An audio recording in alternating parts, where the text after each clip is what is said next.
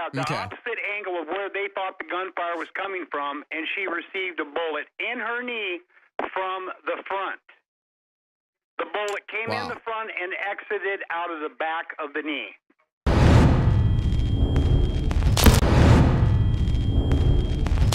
And how long it took us to get into the room. First question is, how long did the actual shooting last? I'm prepared to give you some information on that. And the first call came into our dispatch center at 10:08 p.m. about shots being fired.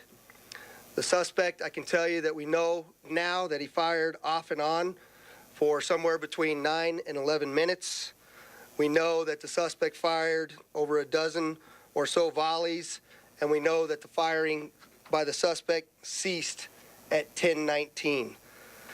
As I mentioned earlier, there was a very heroic security guard who was shot during the search for that suspect. That security guard went up to the room. He was advancing towards the room when the suspect fired through the door at the security guard and struck him.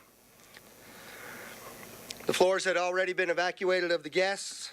The suspect was now isolated and contained within a room. That's an interesting point. There was now a question isolated. about the validity of the crime scene photos that somebody had leaked. I can confirm those are, in fact, photos from inside of the room. They're, in fact, photos of our suspect. And as the sheriff mentioned previously, we have all opened up an internal investigation to determine the source of the leaks of those photos to the public.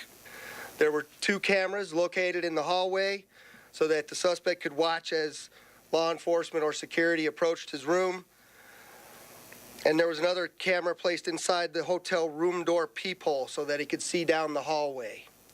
That to me doesn't make sense. If he's got 2 cameras in the hallway, which he would point down the hallway, why does he have a third in the peephole? How good of an image can you actually get from that?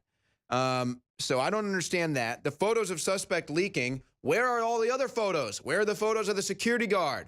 How about the photo? Here's one for you. If he's firing from the 32nd floor, that's a pretty extreme downward angle. There should be gunshot holes and fragments of bullets all on the ground. Literally, there should be dozens, if not hundreds of bullet holes on the ground where he was shooting. Where are those photos? Where are those reports? Nada. Again, the security guard has all sorts of questions looming around it. When was the security guard shot? If he killed himself, why did he engage in a firefight with the security guard? I mean, just more questions than answers. He immediately comes out and mentions the timing of the shooting event. Now, I'll be honest, I cross-referenced all this with what I could possibly find, and it seems legit. It does seem that the shooting started around 10:05 and ceased at about 10:19. So that does seem legit. So that begs the question, where did these narratives start of over 60 minutes of shooting? That was even the headline of Drudge Report for, I think, 12 hours, saying 72 minutes. So where did those narratives start?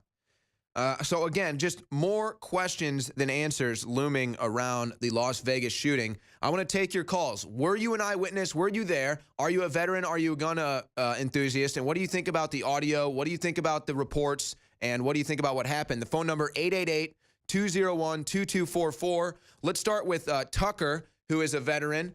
Tucker, what do you think about the weapons used? What did you hear from the audio of the guns being fired?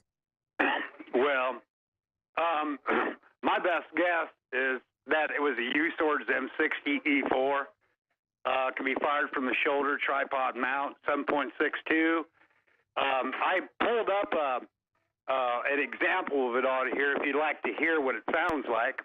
You know, it probably won't translate well, so maybe the crew can look for that, but just go on with what you're saying. Well, I think what they did is they set up a kill box, multiple shooters, multiple angles, multiple shooting boxes. I know a person that was out there that was running away from the stage, behind the stage, that was shot in the front of the knee. Wait. You're saying he was behind the stage? Yes. And hit in the knee? Coming from behind the stage. She was up at the front, took off the side, and went behind the stage, and was running away from the gunfire.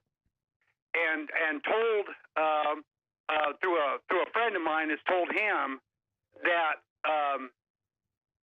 the gunfire was getting louder. She was running away from the stage, and then was shot in the front of the knee. The bullet exited the back of the knee, blew her whole knee out. Okay, so we've got an image up right now, and just so everybody can understand what he's saying, the stage is the area, pull it full screen. The stage is the area with the green rooftop there on the left. Okay? Now, when you look at the things that they're saying, or the angles they're saying that all the shots were fired in front of the stage. Tucker here from Nebraska is saying that these people were shot running away from behind the stage, which could still fit the theory that he was on the 32nd floor because he would still have a shot from that angle. I guess it could still add up that you perhaps are actually getting closer to the gunfire as well. However, you're saying you think that there were multiple shooters from multiple angles and everybody was kind of boxed in. Yes, they were actually running away from the motel. As you see the stage set there, that was correct. That was right underneath the Mandolin Bay emblem that you had up on the screen. They were running, I don't know what angle that is, if it's to the north, south, east, or west, but they were actually running away from the motel. Yeah, the opposite angle of where they thought the gunfire was coming from, and she received a bullet in her knee from the front. The bullet came in the front and exited out of the back of the knee. Wow. Okay. Well, you know, and thank you for the call, Tucker. And again, I've got videos. We're going to play these later. I want to wait till we get Craig Sawyer on to break this down. But I have videos that clearly sounds like there's at least 2 shooters and that there was definitely a shooter that was not on the 32nd floor. But we'll get to those clips in a second. Let's now go to Clint, who is a vet from Colorado. What do you think of all this, Clint? Hey, Owen, just want to plug real quick. My son takes Brain Force every single morning, and he does amazing in school. And he also takes Niacin, and his scores are just incredible. I just want to let you know that. Well, we're glad to hear that. Thank you for supporting us. Awesome. I love you guys. It sounded to me like, but I couldn't tell because of, there could have been a ricochet, like an echo. Right. There was definitely echoes. It sounded like a couple of saws. Are you familiar with that? Squad automatic weapon.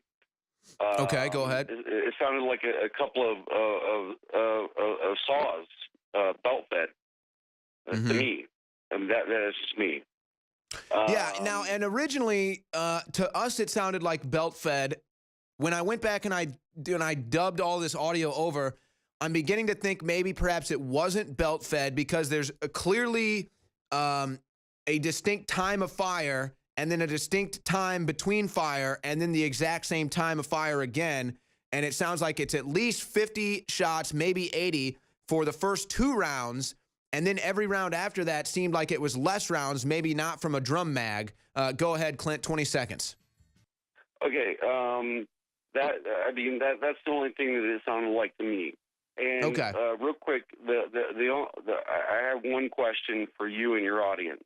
Make it quick. Okay, because the mainstream media says that conservatives are the bad guys.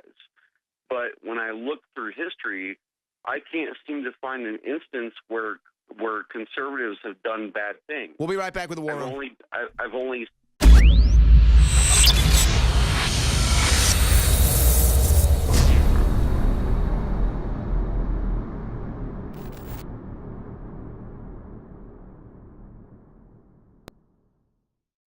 In ancient times, man roamed the earth in a constant state of hunting or being hunted. Introducing Caveman, where cutting-edge science meets ancient super nutrients. Secure your bottle right now at InfoWarsStore.com.